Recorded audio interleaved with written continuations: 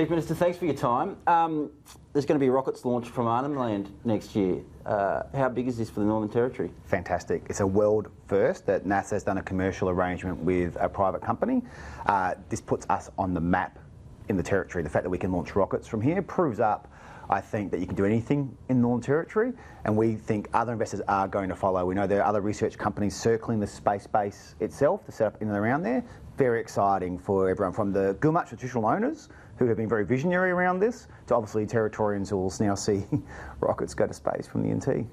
You've just spent a week out in Arnhem Land. What are the main issues that people raise with you when you're out there? Housing, homelands. Homelands is a really big one. They've got very strong homelands out in northeast Arnhem Land, the CDP program. So people want work, they want employment, and the CDP program's currently letting them down. And social clubs on community, that gets raised. You know, equality, fairness. You're allowed to have a club in Darwin, Kaz Club, Tracy Club, Sailing Club. Why can't we have a club out here? Where's the equality around that? Too many of our people aren't living in their communities anymore. Magic places on the beach. These are tourists pay $800 a night to stay at Maningrida. This is like an incredible location, and yet people choose to live rough in Darwin rather than in paradise. There's a problem. There's something. There's a dysfunction. There's a broken thing here, and I think if you get the homelands right, if we get things like CDP right, if we get social clubs and community right, these sorts of things, and we put locals in charge of decisions out there, we start turning this thing around. So you're talking about bringing alcohol back to these communities?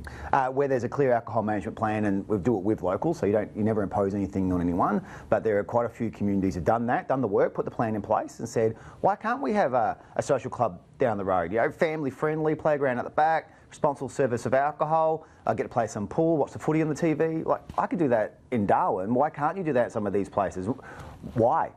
Because they're Aboriginal? Like, you know, let's be fair. Well, perhaps, I mean, there's a report even in the Australian newspaper today talking about the suicide epidemic that we're seeing in Indigenous communities at the moment, and saying that a lot of that is being driven by the violence and abuse that women and children in particular suffer. And there's a body of evidence that says that alcohol is the driver behind that a lot of the time. So aren't we playing with fire if we want to bring alcohol back to these communities? We've put in incredibly serious alcohol reforms that have seen a significant reduction in alcohol-related violence, admissions at the hospital around alcohol. I think it's too general to say you can drink in Darwin but you can't drink at Yirrkala. What are the things that we can do that are fair, that provide equality, while also protecting against the harm of alcohol? And at the moment, we've gone from a very blunt approach from Canberra about saying, nah, you're just off.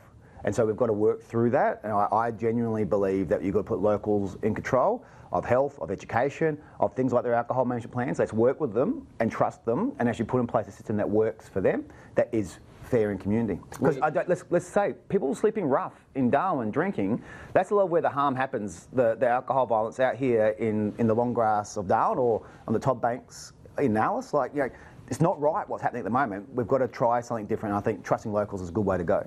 Well, there might be an accusation though that you're just trying to shift the problem from Darwin because there's so much, you know, negative publicity for you and your government here about issues like antisocial behaviour, as we call it. Well, these aren't new issues, so we're not the only government that's faced antisocial behaviour. Every government's faced it, and no one wants to shift the problem. And in fact, if it's a problem that you're shifting remote, it's just more expensive for me. I want to actually see the problem come down. I want to see kids grow up safe, strong and healthy. I want them to know that they've got a job afterwards in that community. I want them to see a future for themselves. I don't think they see it at the moment, and they don't see their parents, their grandparents being in charge of decisions in their local community. We've got to put control back in the hands of locals. We've got to give them a functional community that goes all the way through, and part of that is by respecting them. Well, obviously you're going to need the support of the federal government. There's a new Indigenous Affairs Minister, Ken White. Have you raised this with him? So the Minister for Aboriginal Affairs Selena Yubo, our Minister, has been in touch with Ken. I'll be raising it with Ken myself.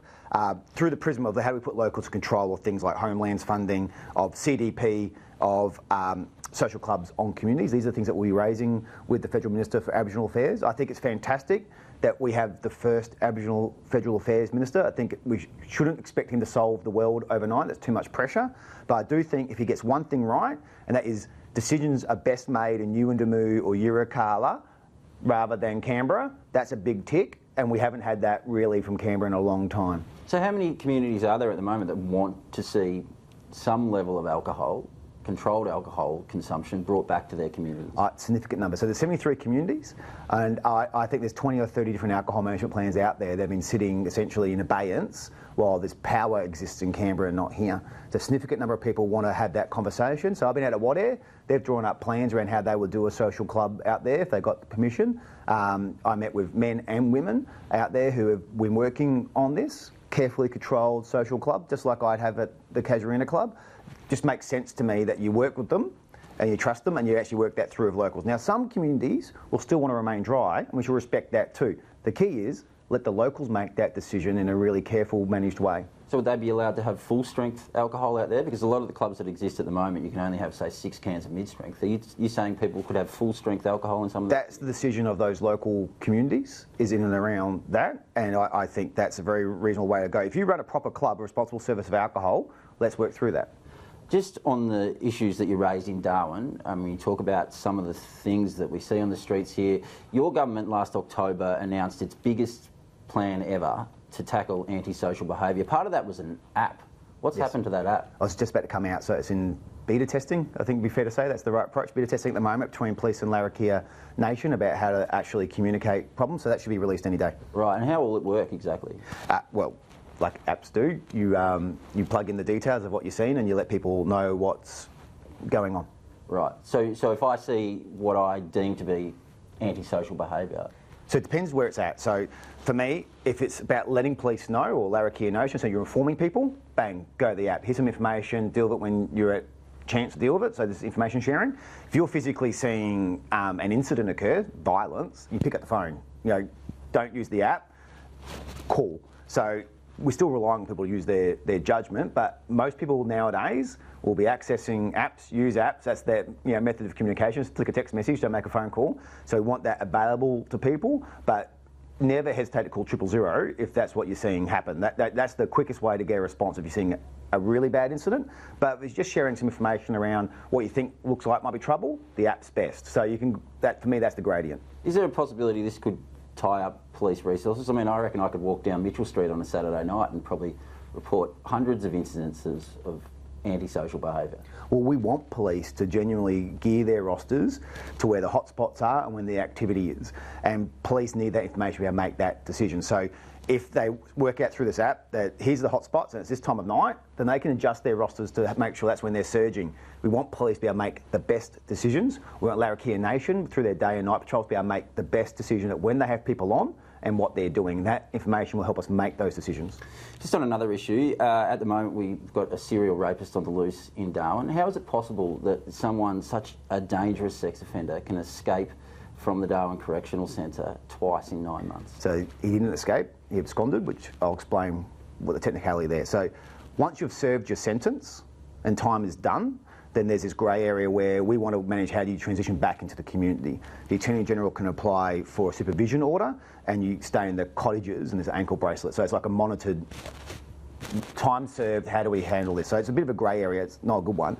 If you cut your bracelet and abscond at that point in time, then that's not good. We want people to be safe, and so the police will find that person, and then obviously there'll be serious sanctions for that. But there is a very difficult period where once someone has served their time, how do you manage return back to community? We don't want people to abscond at that point from the cottages. That's obviously what we don't want to happen. But when it does happen, police will find them and then they'll experience those sanctions. He's been on the loose for more than 24 hours now. That must be a serious concern given his history. It worries me. We don't want this. That's why there is a supervision order, and police will find that person. It's a dumb thing to do, if you like to abscond or escape, but in this instance abscond, because there are sanctions and you'll experience them. It doesn't make any sense. Don't do it. But he probably doesn't think it's a dumb thing to do because he did it 9 months ago and there doesn't appear to be any change in his situation from doing that. He did it 9 months ago. 9 months later, he's still in the same situation and able to do the same thing. Well, he's still in the same situation and he'll be in that situation for longer as a result of what he's done, which is escape. So he will be found. He will then go before the courts and he will experience sanctions, consequences for what he's done. And that's what should happen. We don't want this, but there is a very difficult period, obviously, when someone has served their time, finished their sentence, done what the court said they should do, and we're trying to put a suspension order on and control the release. So it's just not. It's one of those things that no government wants. We want everyone to be safe all the time, and sometimes you've got to make hard decisions after someone's been released and served their time too about what you do in this place. So in some respects, right now, this person's under orders, even though they've served their time. Does that area need to be more secure? Because it seems like at the moment you can just take your ankle bracelet off and off you go. Well, they're cottages, which is, they are a low security, deliberately a low security part. What about with the ankle bracelets? Does there need to be a better system so that once that ankle bracelet's cut, we're onto someone quicker? Because it seems like there's a 2-hour delay or so there at the moment. I've been out and looked at how the police monitoring works and the ankle bracelet monitoring works. If there's ever anything done that sees ankle bracelets that can't be cut or anything along those lines, I understand this is not a territory alone problem, then I'm more than happy to invest in an ankle bracelet that can't be cut. Surely someone out there right now is seeing an economic opportunity. Just a quick one. At the weekend, there were 7,000 people at a game of football in Sydney, a city of 5 million people. There were, according to the AFL, 9,000 people at a game of football in China, but it looked more like 900 on my TV. There were 10,500 people at a game of footy here in Darwin that had an incredible atmosphere. Are we being shortchanged by the AFL here in the Northern Territory? Yes, I think the Territory should have an AFL team, and I want to do the work to make sure if that opportunity ever presents itself, the Territory can take one. I think there'd be more players of AFL quality playing for longer if the Territory had an AFL side. And you don't have to see the crowd reaction to Eddie Betts to see what it would mean to people to genuinely know, I could be there. Now, we've produced legends like Andy McLeod, Nathan Buckley, Cyril Rioli, Morris Rioli, Michael Long. Most of them went through St John's College too. Just a little plug for my old school. We deserve an AFL team, I believe. I think it would genuinely put Darwin on the map from a strategic point of view, economic point of view. We're a capital city that hasn't got a national side. I think it genuinely helps us economically if we have one. But more importantly, there's a lot of kids growing up right now that I think would dream of playing AFL, and it all happens a long, long way in very cold places. Let's have a team here in the Territory. Just last question. Jeff Collins is in the paper yesterday saying he thinks you'll be in minority government. You're going to have to rely on the independents after next year's election. One thing that could help your cause there is the seat of Johnston. Is there any possibility that Ken Vowles will be welcomed back into the caucus before next year's election? Ken knows what he needs to do if he wants to come back into the caucus. What is that? He has to publicly repair the damage he did before Christmas. And how does he do that? Well, by doing action similar to what he did that saw him leave the caucus. Well, he's been, you'd have to say, Jeff Collins and Scott McConnell have been quite vocal since December, but Ken Vowles has been, I'd say, very quiet. We haven't heard much from him at all. Is there a possibility that your relationship with him will be mended and that he could be welcomed back in? It's all in the member for Johnston's hands. So he's in control of his own destiny here. The caucus has been very clear, I think, in what we value and the decisions we've made. And the member for Johnston is welcome back if he takes those efforts to publicly repair the damage he did before Christmas last year. And you'd be happy to have him back under those circumstances? I've never actually had a problem with Ken. You did sack him from the caucus? Yeah, because of his own actions. I didn't want to do that. And you'd be happy to have him back? Yes. I've got no problems with Ken. Thanks, Chief. Cheers.